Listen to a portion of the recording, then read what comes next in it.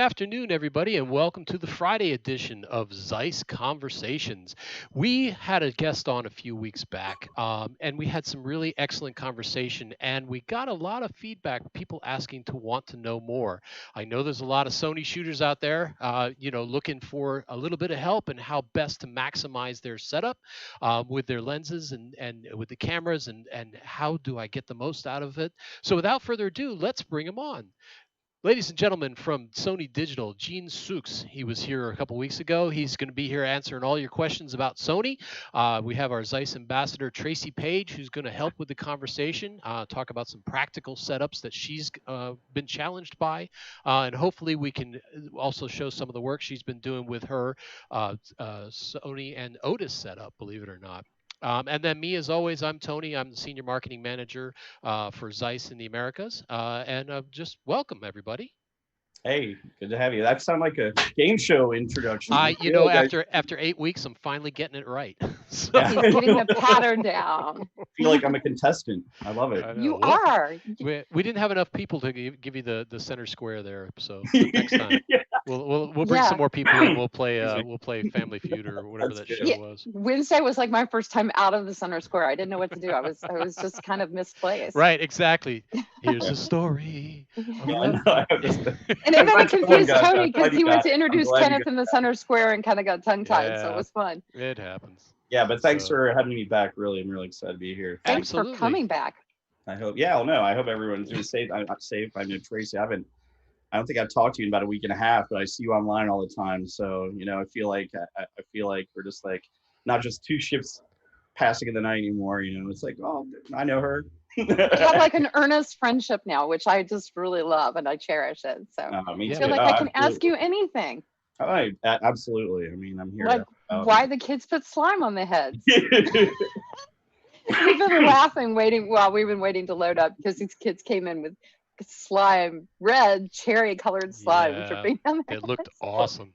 That's going to be so much fun to get off. Well, I went out today to, it's funny, and I think that's one of the things that's been more challenging for a situation like this when you have two kids and wife and it's Friday and, usually you're out working or teaching or doing workshops or something. But today it's like, oh, well, can you go get me some topsoil so we can do some stuff in the back? The wife, do that. I try to do something nice for the kids.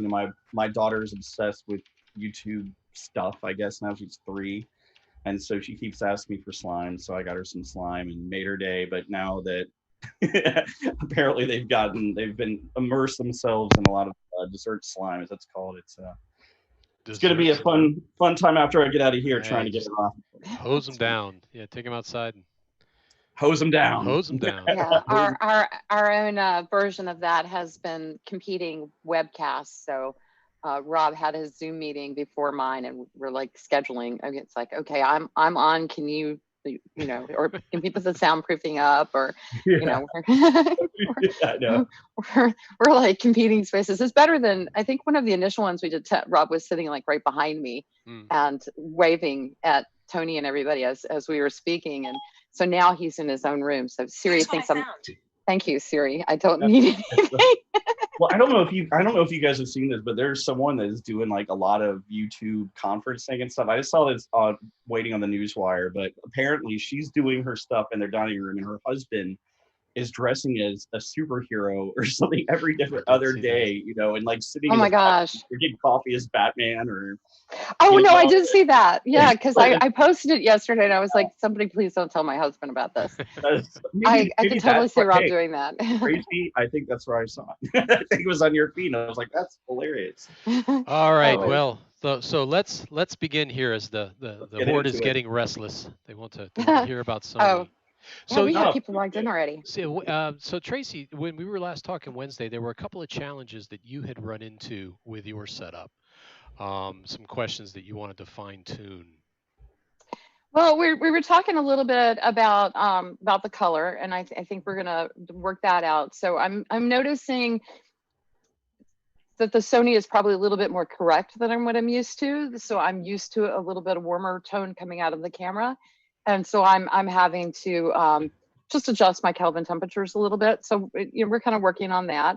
Well, it's not even, and just to circle back to that real quick. I mean, I think that yes, our temperatures are, I guess you would say, I think notoriously across the board, I think they fall more in the middle of the spectrum than anybody else, any of the other manufacturers, just because certainly the other one, Canon tends to go a little bit more red to a degree. Nikon has been, a little bit in the greener side to some people. And then us, we've always been kind of like straight and narrows. So while we always haven't been the more contrasty from a color correction standpoint, I mean, I've found our system to be a lot more flexible than the other guys. And even if you're dialing in a color temperature and you don't see the results that you're looking at getting, you can even tweak that color temperature even at the temperature it's at to give it a little bit more of a red boost or green. I mean, I spend a lot of time I spent a lot of time with a lot of customers like yourself, either from the pro level or the amateur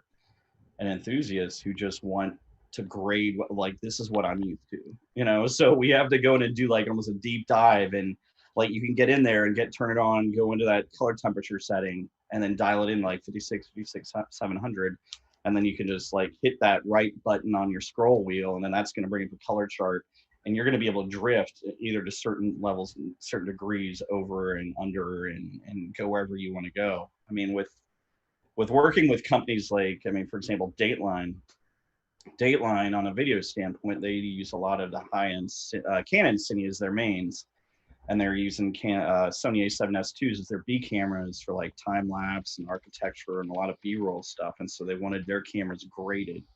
And I'll never forget this because it was the day after, I think, the 2016 election, and I had to go to 30 Rock, and everybody was just crashed out because they were so tired, and obviously emotions were running a little bit high. But I had the job of training Dateline NBC's tech team on the cameras, and one of the and it was probably one of the hardest days of my life, because I mean, everyone had been up late, and it was just and in New York it was just crazy. Yeah, it's like, focus, people, focus. Yeah, well, it was even that. It was like, no one wanted to be there. They wanted to go home. But anyhow, so in order for us to go from the Canon standpoint, we actually have a creative style embedded in our cameras called Autumn Leaves, which gives a little more of a contrast, a lot more warmth, a warmth juggernaut. And then I basically set the cameras up there, and then we tweak the sharpness and saturation just a little bit to taste, right alongside their C300s. And that got them right where they wanted to go. So a lot of their B-roll for Dateline, that's how you knock it in. So okay, so I can actually look at what I was doing on the D850 from the Nikon standpoint, and then create something to mimic that on the Sony. And especially since you're a JPEG shooter, a lot of people are like, well, you can just do that in post-production. I'm like, well, a lot of people that want to save space and save time and just roll with the JPEGs, because honestly, a lot of professional photographers are so confident. It's like, I'm lazy, and I'm the same way. I'm lazy. Like, I don't have a lot of time. I mean, you saw my kids. Right. All over their head. And we're hearing that a lot from our guests as well. Yeah. Yeah. Most people are looking to do everything in camera to create that LUT and just bake that into their style so that they don't have to do it. But yeah, the lookup table is definitely a big part of it. And that look, I mean, with all the hyper cameras that you can run through this system, I mean, the architecture is just limitless on the image processor, and with every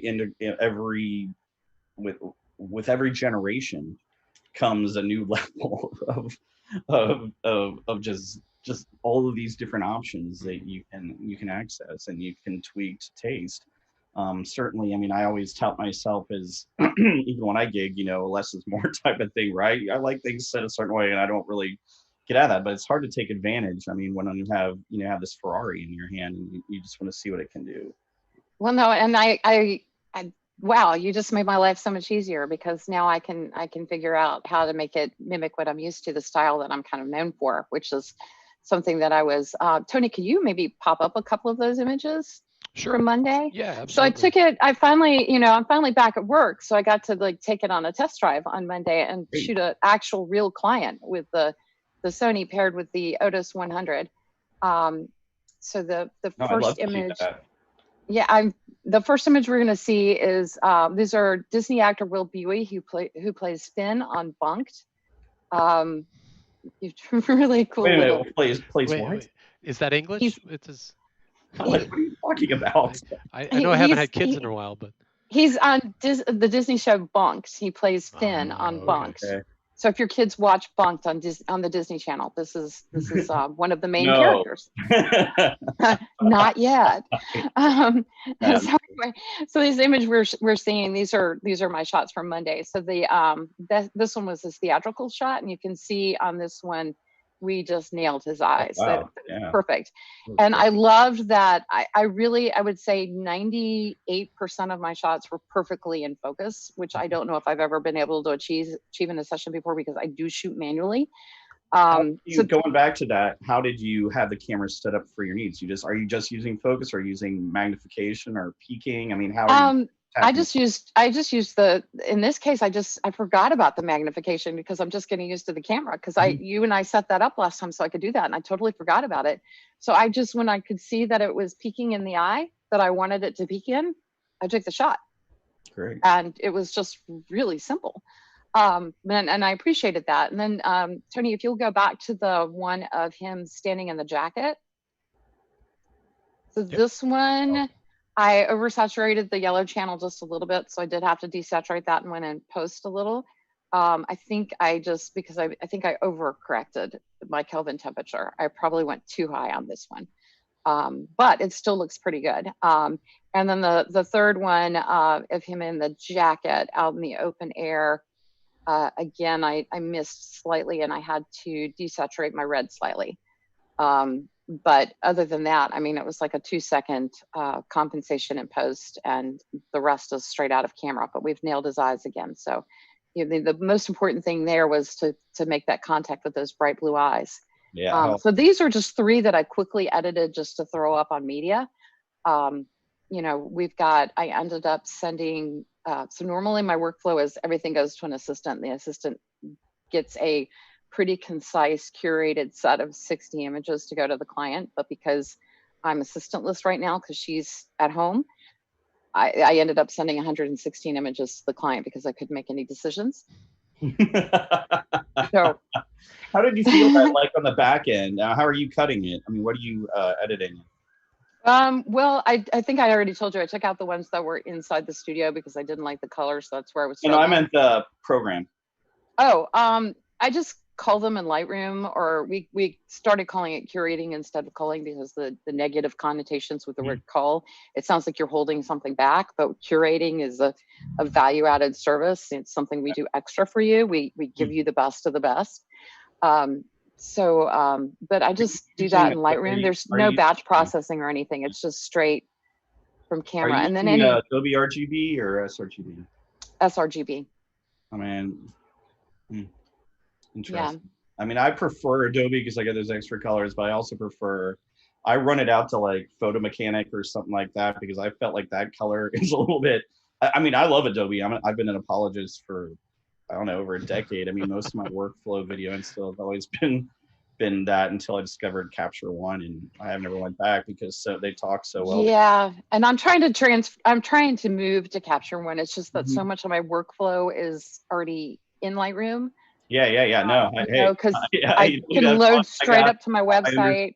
I understand. Yeah. It's just like you're gonna have to retrain all of us. My first 4 days of this stay-at-home quarantine were spent going through my hard drive and just reorganizing everything, to try to make it more friendly for Capture One, because I have photos everywhere that Lightroom, obviously was locating all over the place, because I'm just not as organized as I'd like to think I am sometimes.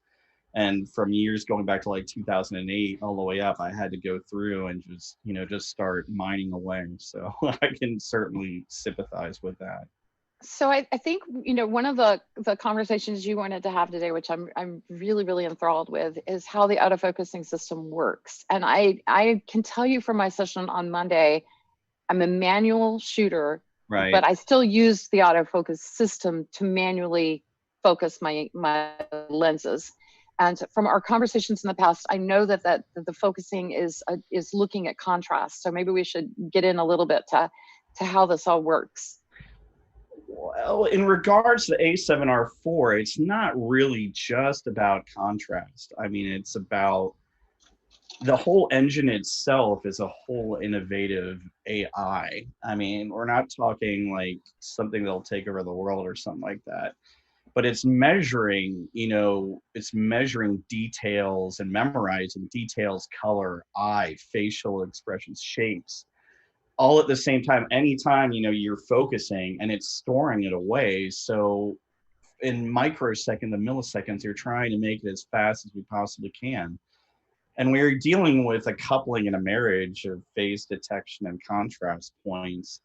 It just kind of comes to a certain, it's an equation that basically, they work so well hand in hand together. And through each generation, we've been developing faster and faster focusing. I mean, it's, even in times like these where it's, you have a camera like the A7R4, like, what I'm popping away, right? I mean, oh yeah, okay, I have an A9 II lying around. I mean, what am I going to do? I've been racking out stuff with my kids the past week just to kind of keep myself and my curiosity and I feel like I know them now because you've been shooting them. I've been trying, it's just, and honestly, yeah, even right now, I'm like itching. I was like, shoot, I hope they don't get that slime off before I can get some amazing photos out of them, because it's just certainly something out of the different and out of the norm. But you look at a system like this, and I'm working on a video right now for the autofocusing and just autofocus in general for Sony, because I won a pretty major award at the end of last year,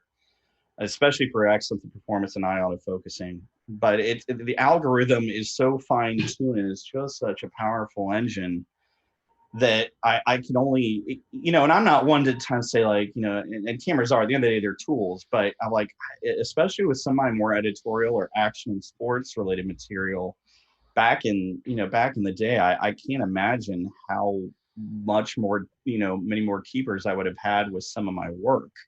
I'm not saying that to a heavily degree, like, oh, I would have done so much better, but it would have been interesting, just because I think with that great power comes greater responsibility and confidence to kind of just be able to navigate and just focus more on the composition. And and I'm not taking anything against the Otis, because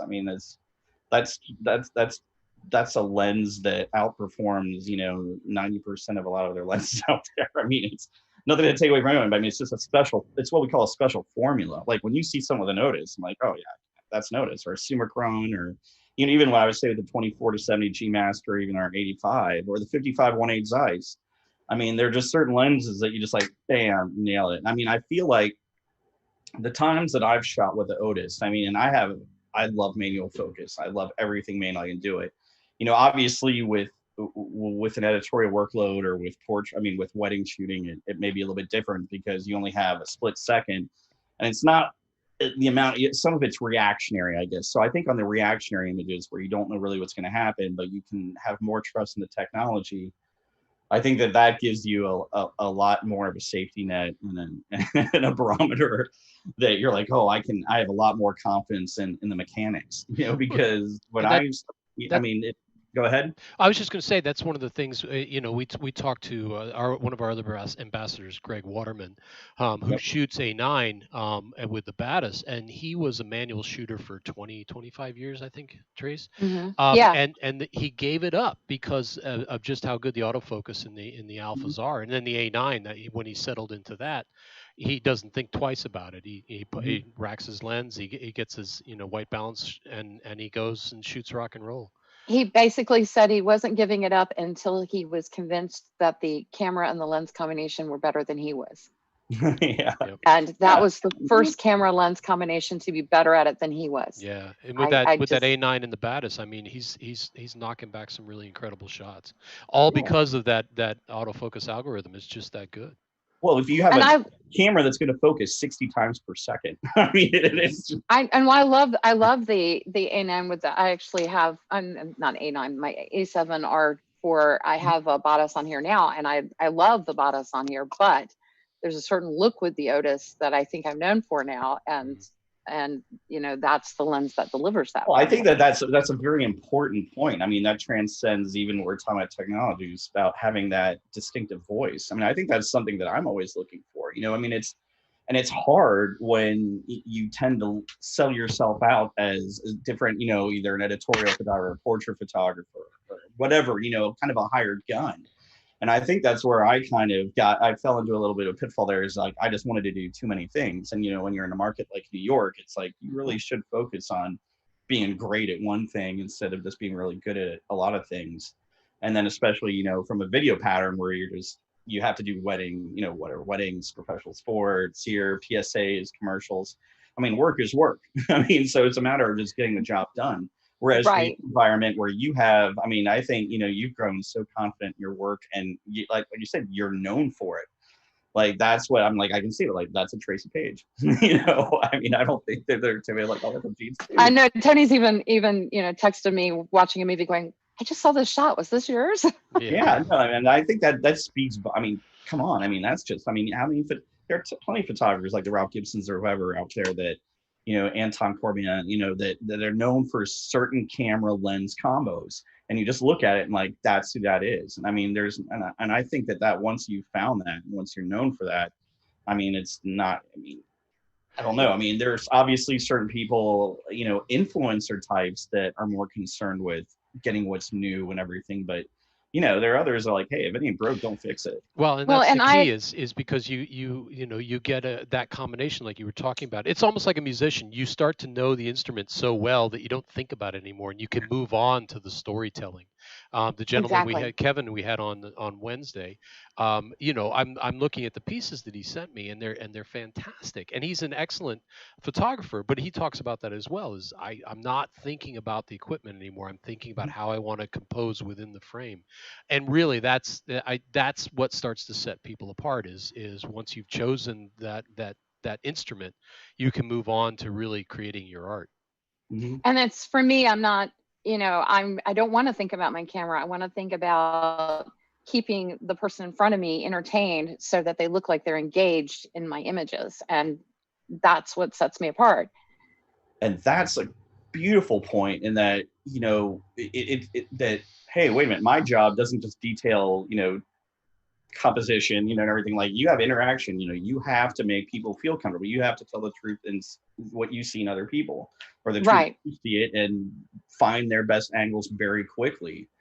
I mean, that's, I don't know. I mean, I honestly, I a lot of this period I've been trying to do that, and it's just like, I know I'm not a headshot shooter. Well, okay, so such an honor trait. So the thing for me is that I do this very quickly when I'm working with them, because it's the engagement that I'm after. And so what made me switch was when I realized how quickly I could focus using the autofocusing system to manually focus, how quickly I can focus my Otis lens and nail that shot. And so now my tweaks are going to be, you know, can I manipulate the camera now to look like more what I want my look to be? And you're saying yes. So this is fabulous, because that was a big question for me. I think if there's any stigma that would follow around with Sony cameras, for better or for worse, is that the possibilities are endless. I mean, some people like, no, I just wanted to go to daylight shooting, ISO 4, that's it, you know, center point, boom. You know, other people really want to get into the deep dive, and which is honestly, that's what a lot of my time has been doing, is trying to get people comfortable underneath the menu systems and just crawling up inside there and just being able to, like, this is what I need to do to get to this point. But then there are others that are just like, no, this is 99% my environment. I'm doing natural light, you know, with the addition of a strobe. I have 2 shooting scenarios, just set me up like this. I mean, so, and then just doing those fine tuning. I mean, we even had, I spoke to someone yesterday who was, he was obsessed with, he had an A6000 series camera, and he was obsessed with Konica Minolta lenses, which obviously are legacy Sony for alpha mount, or old alpha mount. And getting that, he just loved to look at him. He loved the compression. I mean, you know, the 70-210, you swear by it. That's like, he's like, that's my favorite lens in the whole world. Like, out of thousands and thousands of lenses, that's what his combo is. But he really wanted to go through and figure out how to microtonal focus on these, because obviously with those lenses coupling, depending on what type of adapter you're using, you know, and that goes the same with ZEISS. I would think, you know, from an Otis standpoint, from a Canon or Nikon mount, when you're coming through. And Sony's case, I mean, we have the LEA 2, 3, and 4, just how to properly manage that, you know. And he just really wanted to get, what he really was looking for was me to say, okay, it's okay to do this. You know what I mean? That's really, that was like the easiest thing. I thought it would be a very big, issue. But he's like, no, I'm pretty happy with the images, but am I doing it right? And I'm like, well, I keep trying to tell people that's where the imposter syndrome comes in. We always think somebody is going to figure out that we're doing it wrong. And the biggest thing is that if it's what we want to do, yes, it's okay. Do it, just do it. And and I tell people when I'm teaching, it's art is not art until it is out of you. It exists in an atmosphere outside of you, outside of your mind, then it is art. And it doesn't matter if it's good or bad, it's the fact that it exists that makes it art. So we just have to get it outside of our heads and onto paper or onto the computer. It has to exist somewhere. And I mean, I think even with you from your workflow, like using, the A7R4, I think we touched on this briefly, using our own proprietary tethering software, you're going to be able to wireless, especially you're shooting a JPEG, you'll be wirelessly be able to tether that right over, to a computer within seconds. Just so, I mean, without any cable or anything like that, you'll be able to just go to town. And I think that for you, from your workflow, it's already kind of ingesting, you can rate it, all the other fun stuff to figure out. So instead of 13 keywords, sending those around, you'd have those 60 images or whatever ready, just so you can tag it. I mean, that's one of the better things I love about our system is that I can just go in right after I shoot and I can just rate it, and if I don't want to ingest because it's garbage, it won't come with me and I can just reformat the card. So I am doing that already to my phone, so I can load things up to Instagram straight from the camera. And I love that because I just, I take the image, I select that image, and I tell it to go to the phone. But I haven't figured out how to do that to the computer yet. So how do I do that? It's using the Image Edge app. Basically, the app has about 3 or 4 different modules, and it's really easy. There's like the capture, edit, things like that, and then it's very well connected, and you can actually just go into whatever module you want, and you'll just be connecting from Wi-Fi. And honestly, in the back of the camera, you'll be able to get in there and it'll go into your wireless department. You can go control control. So I have to load Image Edge onto my computer. Yeah, you just download it. It's a free download. Okay, I've got it on. I've got it on my iPad and my phone. I just didn't realize it had to be on my computer. Yeah, I was going to say it's the same program because I run it too, and I run the remote version, the application. That's how I'm getting the image into my computer now. Yeah. So anybody that's out there looking, if you go to my Instagram and any of the images that are not watermarked, those are coming straight from my camera to Instagram. And I'm not even editing those. I'm just loading them right up to Instagram because they're fantastic. Yeah, it's exactly. And I think that the main, the word of caution I have for there is just remember to go to your card and just upload ingest your card. So you keep it. Instead of, because I run into that all the time. Like, did I upload this stuff? Wait, I just reformatted the card. Wait a second. Did I put this? Yeah, I reformat the card. That was the question. That was the question from Wednesday. I'll bring that up shortly. But Gene, there's a question here from Brandon Cunningham, one of our friends of ZEISS here. He says, "I see you shoot a lot of infrared. What camera do you use, and what filter do you install? And what He's focus been looking mode you do up, you use Gene. with it?" It's funny you say that. It was this is Betty. This is my infrared. Oh, you name your camera too? Yeah, Black Betty. Yeah, because I have black tape all over it. This is my old A7R. It's the original A7R. And I had a company, Kalari Vision, I think, did mine. So up north, I have a full spectrum infrared running on it. So it is full spectrum. So what that means is I can basically drop any filter on top of my camera. So I can either be doing ectochrome prints if I really want to, doing color separation, or I can do really deep black and whites, which is really, I think if I'm known for anything, it's a lot of black and white stuff. So as you can see, I mainly have the 55 ZEISS 1.8 loaded onto my camera. And what filter do I have on here? It's an 87 IR. So I had found this Tiffin 87 IR at one of my dealers, and he sold it to me for like $3. And so I use that. I also have an 82 filter that's a heliopan, so it's pretty high end. But this is the one I use most. So anything you see, he's probably not noting. And actually, my Instagram tag for my infrared is JC_infrared for Jersey City. But I was out the other day down at the Statue of Liberty, and I just take bike rides and try to clear my head a little bit. And I'll always have my infrared camera. and I can squeeze off a few frames. And there were some really interesting compositions I found there. And I just did my first infrared show 6 months ago. So it was a month-long show out here in North Jersey. It went really well, and hopefully I'll be able to keep that up. But that's kind of like my side passion play. So, Sweet. but yeah, infrared. I love infrared, but I recommend getting the A7R over the A7R2 or a lot of the other guys, because as great as the other guys are, they're all on an image stabilizer, and sometimes I can be funky with the system with a sensor when they're trying to do a conversion change. So it doesn't always work as advertised. At least that's what I'm told. So I mean, 36 megapixels. This is basically a Nikon D800 E sensor put into this camera, and it has just been fantastic. It's been my workhorse for the past year and a half, 2 years. Before that, I was using a Super 35 APS-C, but then I was like, I need to go full frame. Now all I need to do is to take it out west. I really wanted to do some storm shooting with that this year, which probably will not happen, but that's something that I've always wanted to do. Awesome. Another one for you, Gene, from Don Berger. I've been shooting Nikon for 30 years, but my primary subject is moving sports cars. So one big thing stopping me from any mirrorless is EVF refresh rates to accurately track pan very low shutter.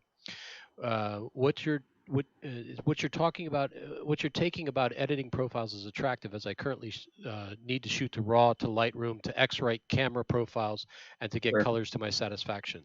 Mm-hmm. So let's talk about that, the EVF refresh rates, and how best to accommodate his change from Nikon to a Sony platform. You know, and Tracy you might even have a little bit of credence to add here to this aspect, but like if you're looking at a camera like the A9 II, the A7R4, you're adding almost in excess of 5 million dots on your EVF. I'm a snob when it comes to EVF. So even like the A7R2, when I used to have the A7R2, and I was like, yeah, they're fresh. Because again, you know, you're talking about, yes, moving sports across, you know, up against a horizontal plane or whatever plane is coming at you.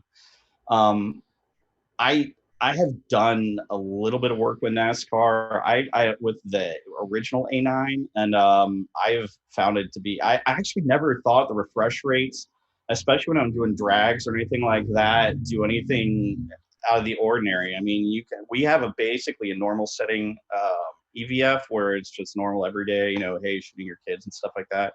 But then you have another section that pretty much amps up to make it the quality superseding pretty much almost twice the amount of moon that you can probably get in the standard EVF. Again, you're going to tap your battery a little bit, but the refresh rate, I don't know how many hertz that is exactly, but it's up there on the newer viewfinders, and it's the most organic looking that I've seen in a long time. I mean, honestly, my advice would be to go out and rent the camera, or see how you think about it, because honestly, your eye isn't going to be as like mine, and it may be more, you know, discerning.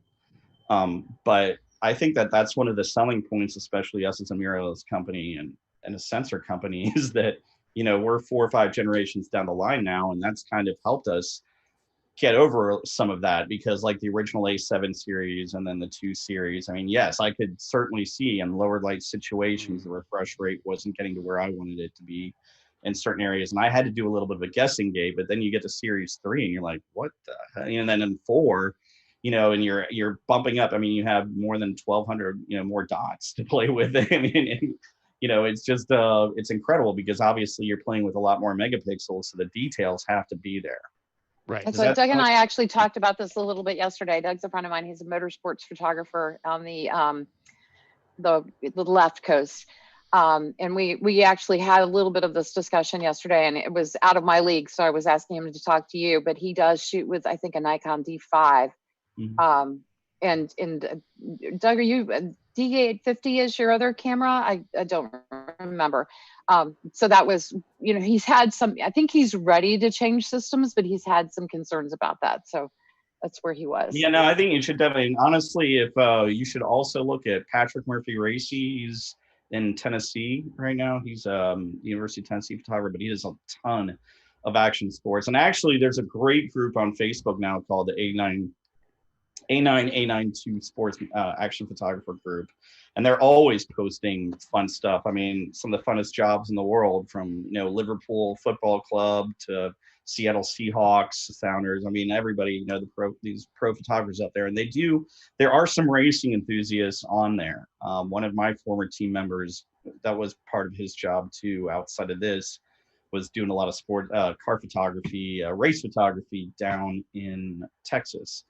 And I never heard him complain once about, the refresh rate. So, while I don't feel fully comfortable saying, oh, you're going to be blown away. I mean, for the experience that I've had from the sports, from college football to pro football to hockey, and challenging lighting conditions as well, like running on track lights and stuff like that.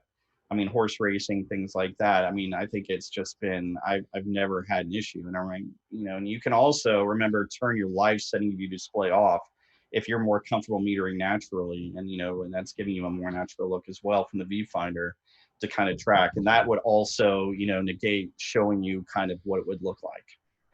So Doug is saying that he shoots with a D500, a D850, and occasionally the D5, but his other concern is the batteries. I'll be honest, that one, the battery life, you cannot convince me anywhere near it. I mean, when the A9 came out, my first shoot with that camera was the New York Triathlon. I was in midday sun, 95 degree. I had one of the new FZ100 batteries, because remember, the Series 3 and Series 4 and A9 series all have a newer battery. And they're measured, conservatively, I would say under 700 shots. But I think quite a few photographers did and practice. I shot 5,419 frames in one cycle and had 12% left in the tank. The other guy shot just under a tad under 4,200.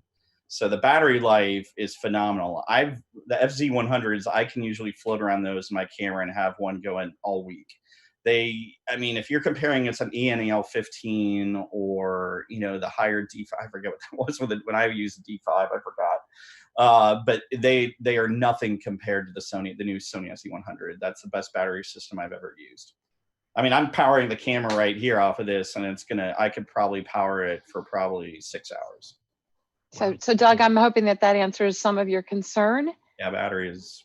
Yeah, definitely. Try renting one, and then of course, check out the Sony Pro services too, because I know Doug is a member of Nikon Professional Services. Yeah, so yeah, please do. Feeling they would welcome you with open arms.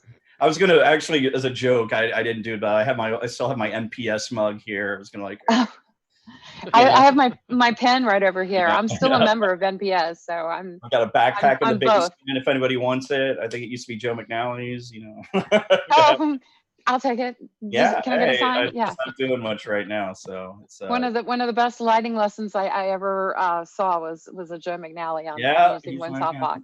Did you know he shot my wedding? Did you know he shot my wedding? Yeah, I think you told me that. That's just so cool.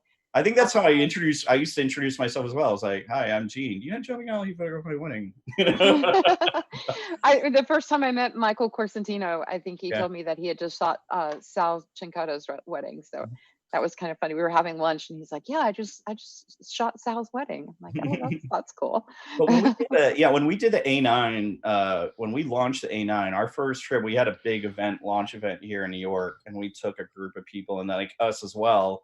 And we were photographing basketball, and then some guy, they did racing, they did baseball. I mean, everyone was just blown away. I mean, it was just the A9 EVF and the A9 II, and of course, obviously the A7R4, and I mean, the other guys are great too. But I mean, if you want to see, I mean, you will not be disappointed. There'll be a big wow factor, I think. I've never seen someone not look away from the camera after taking a few hundred frames, like, wow, what was that? Awesome. I mean, that's those are two kind of easy ones for me to kind of be fully confident that would be, that would fit your bill. Great. And I mean, not to take anything away from the Nikons. I mean, those cameras are great cameras. So, but certainly, they're tools. Cool. I'm gonna pull you back to the autofocus conversation. Brandon has another question. Can you talk about the autofocus tracking sensor or settings 1, 2, 3, 4, 5? 1, 2, 3, 4, 5. I'm sorry, you're breaking up there. I think I actually got to break up. Yeah. Can you talk about AF tracking sends? And then he says 1, 2, 3, 4, 5. Well, you're going to do one is locked on. So you're actually looking at more of a sensitivity issue. So obviously I think 3 is normal if I'm not mistaken. And I don't travel around in that too much, but we did do some high intensity tests with that to show exactly how much faster it would be just when you're in a balanced emphasis, and shooting either active or just static subjects, just especially for eye autofocus tracking, because out of the box, our cameras now do. I mean, not if you're using an Otis, but if you're using a Batis or if you're using any of the other lenses that we have for our autofocusing system, as soon as you depress the shutter halfway, it is looking for face detection and IAF. So that's really where our AI that I was talking about earlier kind of comes in, as far as measuring details, memorizing, and then processing, to kind of for tracking. Like, for example, one of the things that I did, I did some football with it, and then I did minor league hockey. And especially if you're dealing with subjects that are coming towards you and then you're running in and out of waves, I mean, that type of tracking demands a lot of firepower. And there is some type of battery issue there, not an issue, but I mean, you're definitely looking at drawing more because the image processor is working a little much harder. But I think it depends on really what the application is and what you're trying to focus on. But ours, I mean, when you're dealing with that, like I said before, the A9 and A9 II focus, 693 phase points at 60 times per second. I mean, it's I really wish there was some footage I could show that we don't externally put out there, because it is active comparisons, and obviously you don't want to. Right. You don't want to get into that conversation, right? Or anything like that. Right. But look at exactly. We never want to downplay our competitors. Yeah, you don't want to downplay the competitors, but I think when it comes to when you look at a lot of the focusing areas of some of the other guys, a lot of they do have a lot of focus points. They're very fast autofocusing, but the consistency kind of deteriorates towards the end of the frame. So when you have a mirrorless system, which you aren't dependent on from a mirror when it flips up or anything like that, and you have all these groupings going on, and you have a lot more landscape to play with, that's where a lot of that and the emphasis kind of comes into play, as far as being able to reach those outer boundaries and corner to corner sharpness. I mean, when you look at, for all intents and purposes, from like the A7R4, for example, I mean, yes, you have a 61 megapixel imager. It's huge. But you also have, if you crop it down, it's a 28 megapixel APS-C, and it's covering over 96% or something ridiculous on the frame from an autofocusing standpoint. So corner to corner, you're going to be able to autofocus 10 frames a second and very, very fast, all over. I mean, so for wildlife shooters and sports alike, I mean, and it kind of comes into, it's very, very handy. But I do normally have my sensitivity set, if you're asking me, at 1. I set my sensitivity at 1 for locked on, usually because I have a lot of activity that goes either in my house, out of the house for portrait shooting. I like environmental portraits that aren't necessarily just like static subjects. I mean, for headshots, even I can see some merit there. Others may say it's overkill, but I tend to go big or go home in that area. But but that's where the AI kind of comes into play, and that's what people look at. I think that's what we won this award for last year, for an imaging award, and I mean, it's just an all around amazing engine. I would think for headshots, I mean, because with the client constantly turning their head, turning their position, my rule of thumb for headshots is always focus on the closest eye. So I would think that turning of, making the decision on which eye to focus on, that would take that away from you a little bit. So I don't know that would be as handy. No, but what would be handy for you is being able to choose the left eye or the right eye. I mean, that's kind of right. If I could just like toggle back and forth from eyes, that would be pretty. Yeah. I'll be honest with you. I mean, the peak in the eyes is so quick that I'm not having an issue there. The biggest problem that I'm having is sometimes is it'll peak on the lashes instead of the eyes. Right. And I just have to sometimes do a little manual adjustment to make sure that I get back to the eye, not the lashes. Because if it peaks on the lashes, if I shoot the lashes, then I've missed the shot. Right. No, I see that. And then I think really quick to circle back towards what we were saying before between the modes like active and tracking. I mean, a lot of that does have to do with the calculations per second on exactly what you're doing, from a speed standpoint and what it's looking to do. So instead of jumping frames and jumping your focus points, it's pretty much consistently tracking. So that's pretty much what one does. And obviously with the A, when you're talking about sports and the A9 and A9 II, and even, you know, honestly, even with portraits, I mean, dealing with blackout free shooting is a thing of pure genius.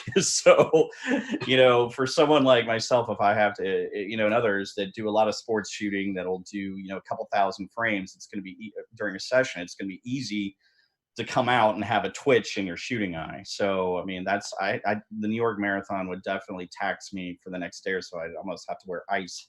That's kind of, I'm kind of kidding around. Well, you know, and I'm only you know, I'm only shooting 200 or 300 frames a client, but I'm doing it all day long. So yeah. Oh wow. By the end of the day, I didn't even think about that, but you're right. Yeah, absolutely. Yeah, I'm on my feet shooting for 8 to 10 hours at a time, and so by the end of the day, I'm pretty exhausted. And I'm used to holding that Nikon D850 and with the Otis. So the switching to the A7R4 is going to be a little bit of a relief, I think, on my body. I'm still holding the Otis, of course, but so you don't use a tripod at all or anything, do you? No, because we move around too much, and I can't. I'm interested in the wireless tethering because I can't tether either because I'm, you know, I cover several miles in a day. I'm when we're up and down stairs, and well, Tony's been with me, you know. Right. Yeah. It's not. I'm not static. Cover. Yep. Yeah, so. I am definitely not static, and I have a assistant usually with me to help me carry. First of all, I'm short, so I have to carry a stool. Hey, we all do. All right, we all do. There are advantages. Hey, look, there are advantages to being short. You know, I saw this. This is years ago. There was a documentary or something on, I don't know, a flush piece on like one of the biggest paparazzi photographers, and he's a little person. And the reason that, or there was one guy that was in a wheelchair actually, or confined, and the reason they sold so many shots because it was below eye level, and he was just getting so many great content because everyone's just, you know, spraying and praying at eye level, and you know, he actually had the money shot. We probably could fit in where the other ones were overhead and all competing for airspace, and he had his own airspace. But yeah, it's I think about that all the time before I go into a shoot, and like, remember, do not shoot eye level. You know, and I always shoot eye level or slightly above eye level, but it's because for me it's all connection with the eyes. So, you know, the eyes have to connect. That's my number one job. So before anything else happens, the eyes have to be perfectly clear and they have to connect. And that's right. So the connection, so the angle has to be exactly precise from where you're going, right? Correct. It's like that geometry. Right. Yeah. And there is, so I do use a stool. So my assistant's job is to make sure I don't hurt myself as I go up and down the stool all the time. So. Now, what stool, and now this is really quick because I'm really curious about this. What kind of stool do you use? Because I'm actually in the market, because I've been trying a few different things, and I'm like, okay, so you're gonna laugh at me. My stool actually it folds, the edges fold from the inside out, and so it's got a little bit of a lip on each side. So my assistants kind of laugh because they're like, that's a rail to keep me on the stool, so that it's like a bed rail that you put on your kids' beds. Right, they don't fall out of the bed. Guardrail. That's funny. Right, so I need guardrails. So if you look at my Instagram, just a few shots back, Will's mom shot a picture with her phone of me shooting Will, and I'm on the stool. So yeah, I was looking. I don't have any of them real quick to pull up. That's funny. I would love to see that because I'm just curious. I'm looking. So what stool do you guys use? Yeah, that's it. I have some other stools that are flat, but I fall off of them, so I'm not allowed to stand on those anymore. Yeah, no, I'm clumsy too. Guilty as charged. Yeah, whenever I get a new assistant, they're always like, "So what is our job?" And your job is to keep me from hurting myself. That's your number one job. So another quick question from Doug Berger, talking about the AI component. When it comes to image stabilization, is the Sony actually taking the info from the AF and autofocus and contrast sensors as well? He says the Nikon seems to only base off gyroscope and not subject target. No, it's very dependent actually. I mean, but I will say that I cannot. Here's my politically correct. I cannot confirm nor deny whether or not that the image stabilizer is in any way, shape, or part dependent on what subject you're shooting, if that makes sense. I mean, it really, I think it's more hand dependent. It's not subject. Like, it's not going to ramp up just because you're doing something different. You know, So it's it's pretty consistent all the way around. It's not gonna. I don't think that we've gotten to a point at this, where you're like, oh, this is exactly, so you're shooting a car or something like that. So you're gonna be painting across or something like that a lot, and then that's the motion. I mean, however, on certain of our of our lenses, like the 400 millimeter, the 600 millimeter, and some of the other telephoto lenses where there are different focus modes, that is dependent on what type of subject you are shooting, as far as from a glass stabilizer. But the in-camera stabilizer, I do not believe is going to be, in any way, shape, or form dependent on subject, and it is pretty indifferent. It just does what it does, and like me, I drink about 6 cups of coffee a day, so it's definitely going to be ready for me. awesome. Awesome. So the one question that I did remember, and it was something that Kevin Lyles was talking about. He shoots for the Atlanta Braves, but he was saying that in one of the newer iterations of the A9, the card slots were swapped. Oh One and yeah. one and two change position, Yeah, and yeah. it is what it is. We were just curious Oh, what the yeah. reason behind it was. Well, physics. I have no idea. I figured it was I was probably trying to think of a quick answer there. I was like, yeah, it's going to shake things up. Hey, believe me, when I'm carrying, because I have to carry on both these cameras around, I have to try and remember that. It's like, what does it mean? There's no memory card. There's no card in slot 1. right. I mean, with the A9 II, I think some of it has to do with here's what I legitimately think it is. I do think it's pro photographer feedback. Oh yeah. Okay. I think it is. I mean, because historically, if you look at our track record, a lot of the features that have been integrated, touchpad, a lot of this other stuff, I mean, pet animal eye autofocusing, I mean, a lot of that comes on comments that we get a lot from users, and then the pro team will get from, pros. I mean, it's just that's so heavily weighted. And I know that was definitely one of the situations where we got a lot of feedback for that. Like, why are the slots? Why is 2 here and 1 here, and so forth. And then again with the A9, it's like, well, why you have one slot that's UHS-2 compliant? Why isn't the other one? And then so in A9 II, in A7R4, it's dual UHS-2 slots, so you've got a lot of that same power in there. So if you're recording simultaneously, or you don't have to figure out, I was like, okay, well, which slot do I have to go from on the card? I mean, it could be that the architecture being what it was for the A9 when it came out, maybe the construction had something to do with, okay, that's where that slot has to be. And obviously you want the fastest slot to be your first slot. So that's probably why. Cool. So that's my belief. I cannot say that is fact, but I know that quite a few of us have spoken on this issue, and that is the conclusion that we came to. Yeah, no, I know that Sony is excellent for listening to their consumer and working into the equipment, the requests of the community. Well, it's not just that, but I mean, even from an announcement, I mean, from product launches, I mean, they've taken such a different approach than any other company out there. I mean, as far as the fanfare and anything that has to do with, packaging something up and celebrating it. I mean, I think that's because historically, I mean, you would never think, okay, Sony cameras.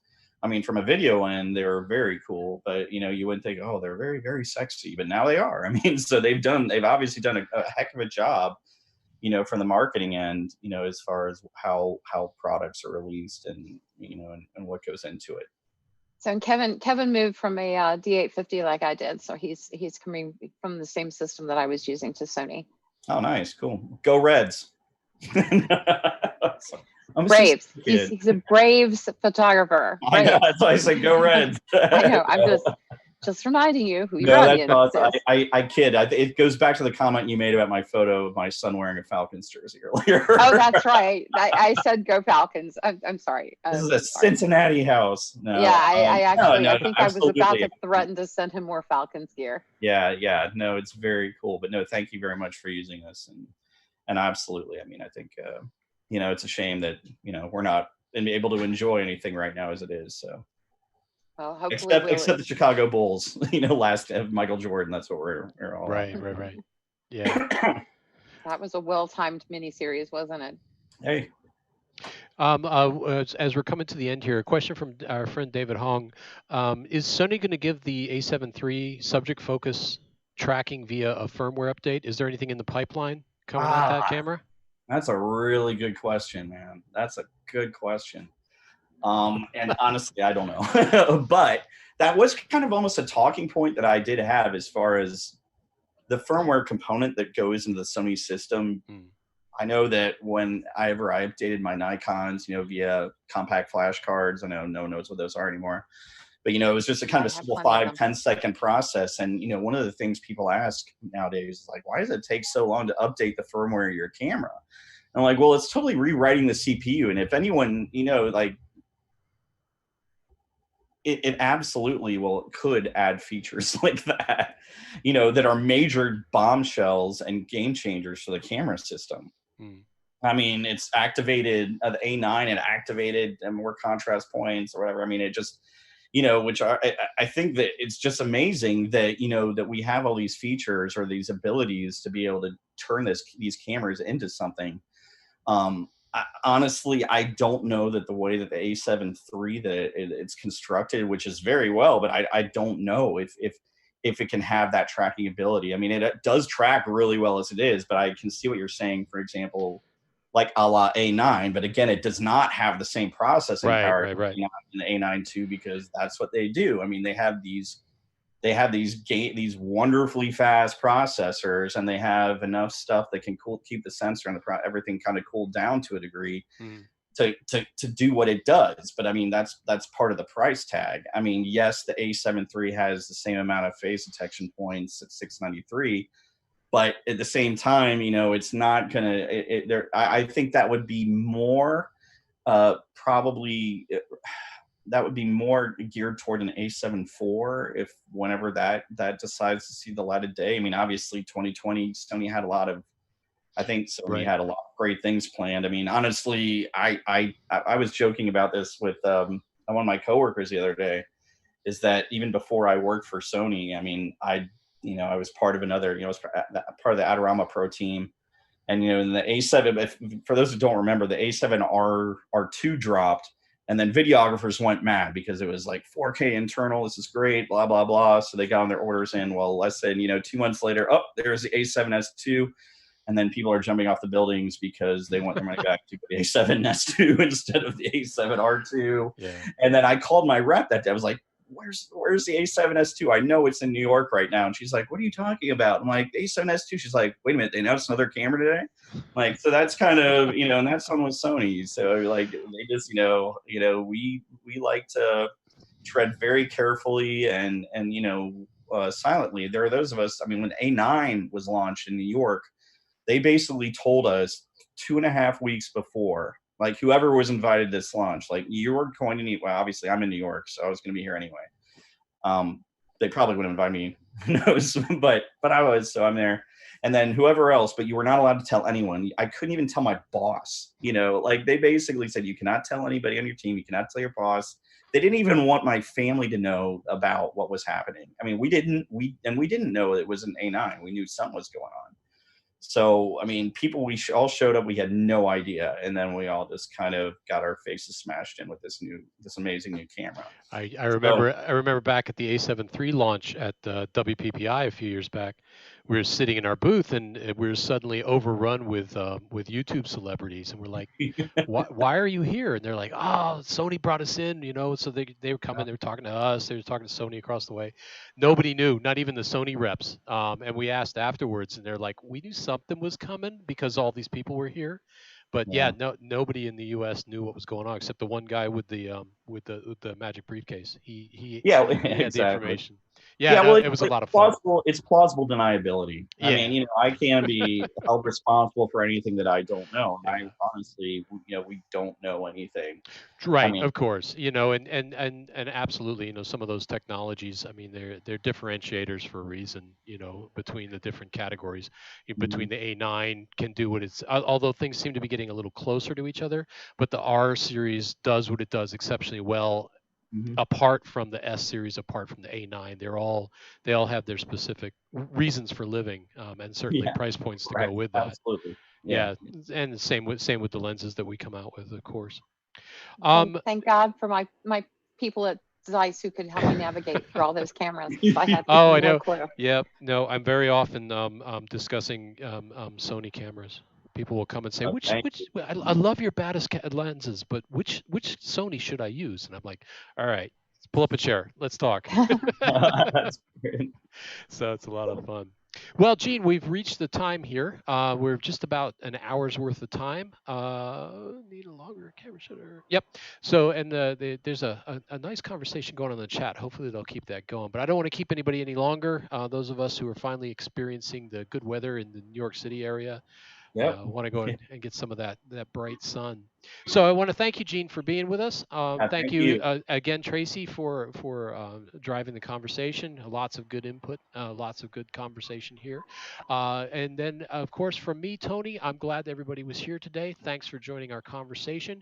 We're going to do some more next week. There'll be a schedule coming up somewhere around Monday, so keep a look on our email blasts as well as our Instagram page. We'll let you know what the conversations are going to be.